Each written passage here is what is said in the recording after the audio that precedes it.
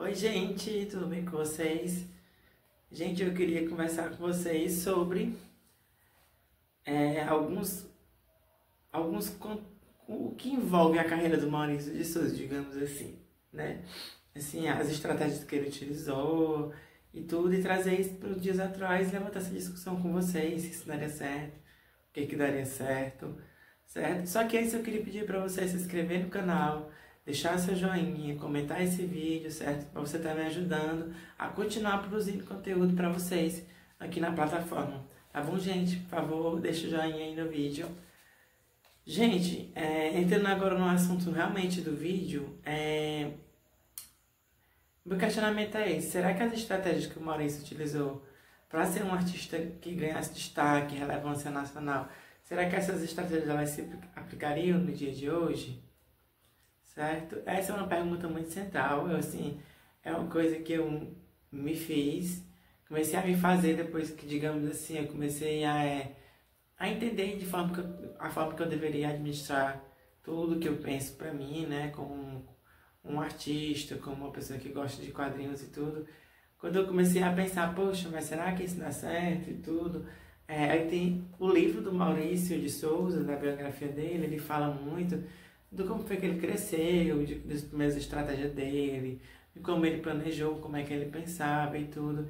Esse livro é muito completo e eu acho que ele explica muito, né? Assim, ele fala que ele começou fazendo para a Folha, aí foi aumentando o número de personagens, fazendo séries diferentes para outros jornais, até no momento que quando ele se deu conta, ele já publicava em 800 jornais, utilizando personagens diferentes, né? Ele não utilizava personagens, tipo, utilizar um personagem para a Folha e o mesmo personagem utilizar para um jornal próximo, como por exemplo o Estadão. Ele sempre utilizava personagens diferentes para jornais próximos, né? E podia utilizar personagens iguais para jornais distantes, né?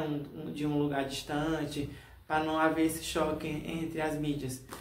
Mas ele chegou um momento da vida dele que ele publicava em mais de 800 jornais e ele explica aqui no livro tudo direitinho, como foi que ele foi fazendo, ele distribuía os clichês. Para quem não sabe, o clichê era uma espécie de carimbo, né, de tudo que é como se fosse, antes o jornal era feito como uma espécie de prensa, é mais ou menos isso, e ele pegava esses carimbos, que eram esses clichês, e distribuía, saía distribuindo para jornais próximos de onde ele morava, né, ele morava entre São Paulo e Mogi das Cruzes. Ele até fala no livro que ele ficava fazendo esse percurso e tudo.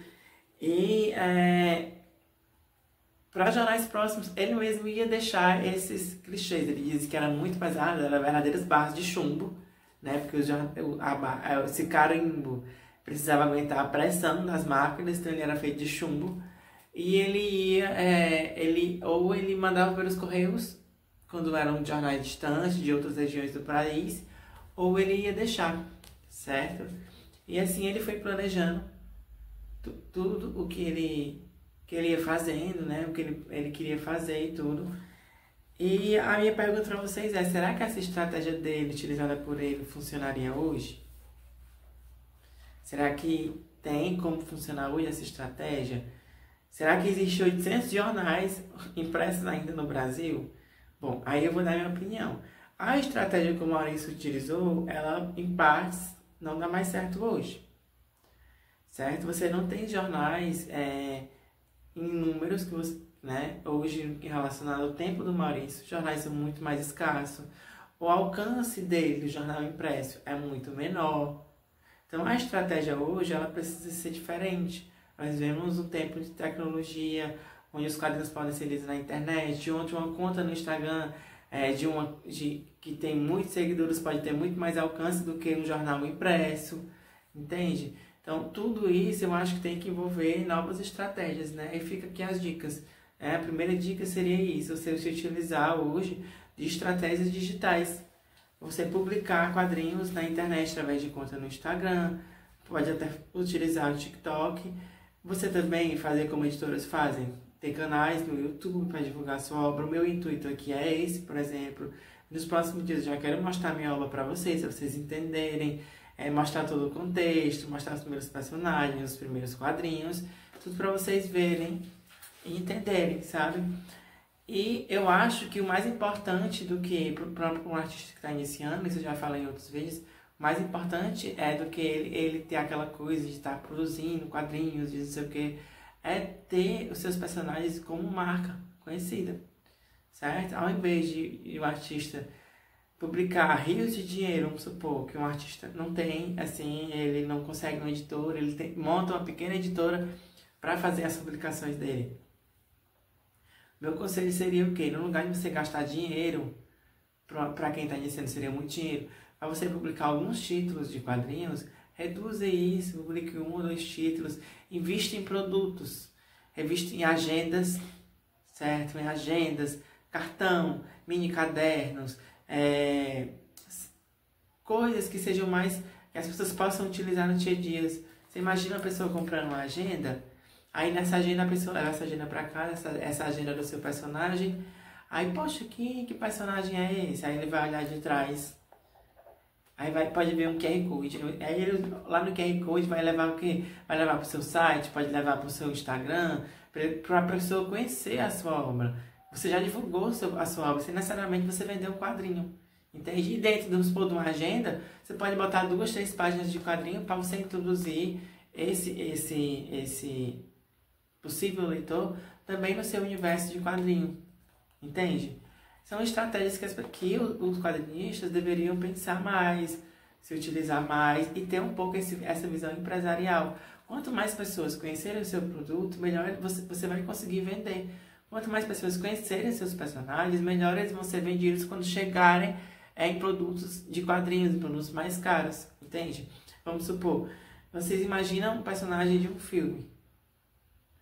Quando esse personagem ele é transferido para uma mídia de quadrinhos, se ele já vem de um sucesso de uma animação, ele tem muito mais chance de sucesso, porque ele já está na mente das pessoas, tem muito mais chance de sucesso porque as pessoas já conhecem. Então, é basicamente isso. E outra coisa, mas também não precisa ter medo. Tipo, você vai fazer um personagem que é um gatinho. Aí seu personagem, você diz, mas esse personagem é uma gatinha, ele vai estampando nessa agenda, mas ele não é tão conhecido como a gatinha, aquela gatinha da Disney, né? A Maria, né? O nome da gatinha.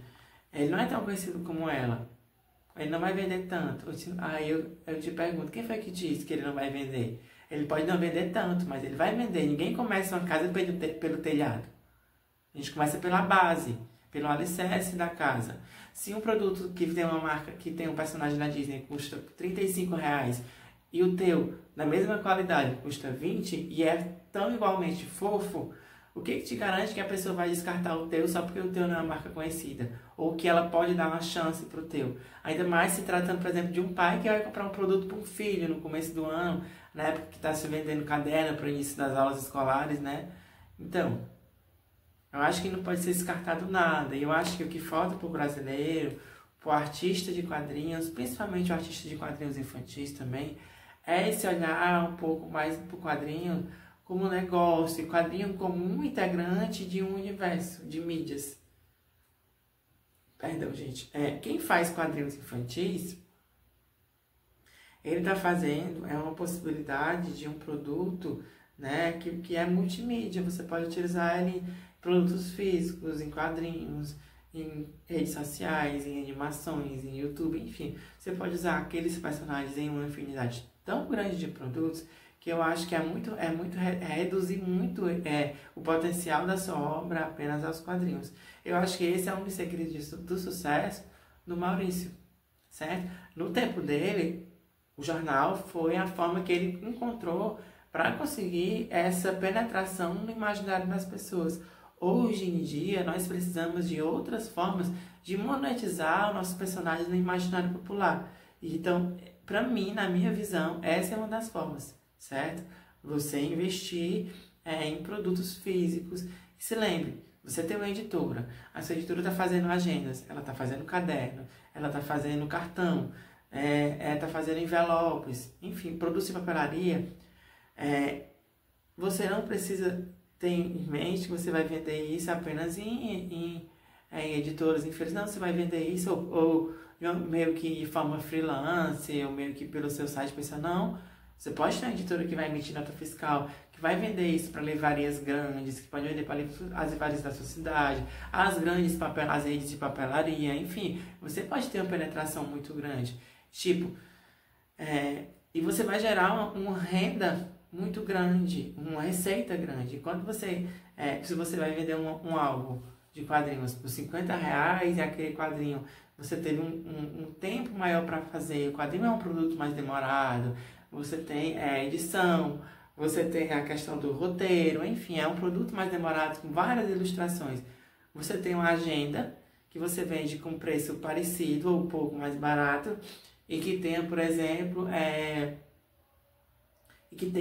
bem menos ilustrações do que um quadrinho, certo? E você vai conseguir um produto você gastou menos mão de obra para você chegar naquele produto e você vai ter um ganho de receita muito parecido com esse, certo? Como se você estivesse vendendo um quadrinho. Não sei se vocês estão conseguindo me entender, mas eu acho que está faltando isso. Eu acho que o que falta para o artista brasileiro é esse olhar empresarial, certo? É esse olhar de que a sua obra ela vai para além dos quadrinhos.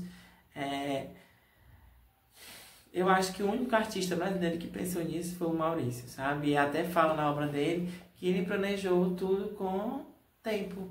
Daqui a 10 anos eu quero ter isso, daqui a mais 10 já vou querer ter chegado nessa mídia. E assim ele foi, à medida que a tecnologia ia avançando, ele também avançava nos projetos dele. Certo, gente? O meu conselho de hoje e a minha indagação, o meu debate com vocês foi esse.